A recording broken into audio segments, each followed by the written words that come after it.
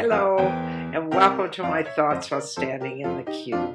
The other day, I was thinking about how the world has changed. Just walking on the streets and seeing different people wearing different things, looking differently, dressing differently, and having different standards. I was born in the 30s, 1933, and that was when my attitudes were cemented in.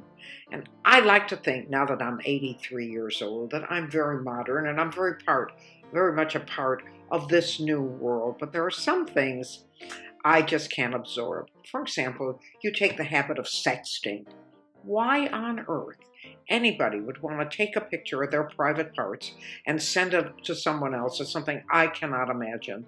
My private parts are extremely private, and I never show them to anyone unless I love them very, very much, and occasionally to my GP.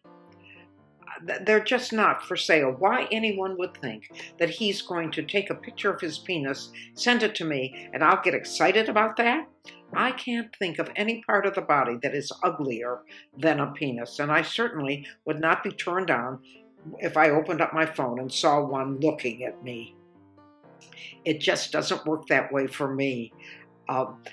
The only time I've seen another body part that's as homely as a penis is when I look at my sagging breasts when I remove my undergarments. And I'll tell you this, I would never take a picture of them and send them to anyone. And if you ever tried to do it, I'd make sure you were history. Then the other thing that I really don't get is this business of tattooing.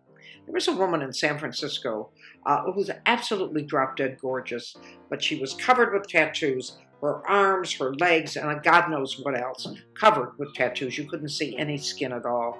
I wonder if she thought that it was absolutely gorgeous, and she would often wear very low neck dresses so you could see the beautiful designs on her chest. And I wonder whether she realizes what's going to happen to her when suddenly her flesh begins to sag. She gets the mother-in-law wings and the drooping body parts that we all get as we age, and I wish her a happy old age. All those beautiful designs on her arms and on her chest and on her legs are going to turn into indistinguishable blobs of color. She's turning heads now because she's so gorgeous, but a lot sooner than she dares to think, she's going to be turning stomachs when they see the mess that she's made of the skin on her arms and legs and her body. It frightens me. And then the other thing I really don't understand is all this piercing. Now, I don't mind if you pierce your ears. I'm used to seeing it. It's something that my mother did.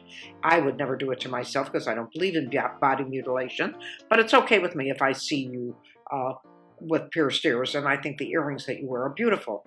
But the other piercings I simply don't understand. Why would you put a ring in your nose, a ring in your eyebrow, a ring in your under your lip, a ring here and a ring there, and a ring on your chin? What happens if you get into an embrace with somebody with an equivalent number of rings? You're going to get completely locked in. If you're not careful, you're liable to rip his tongue out or tear his lip. That's how dangerous it is to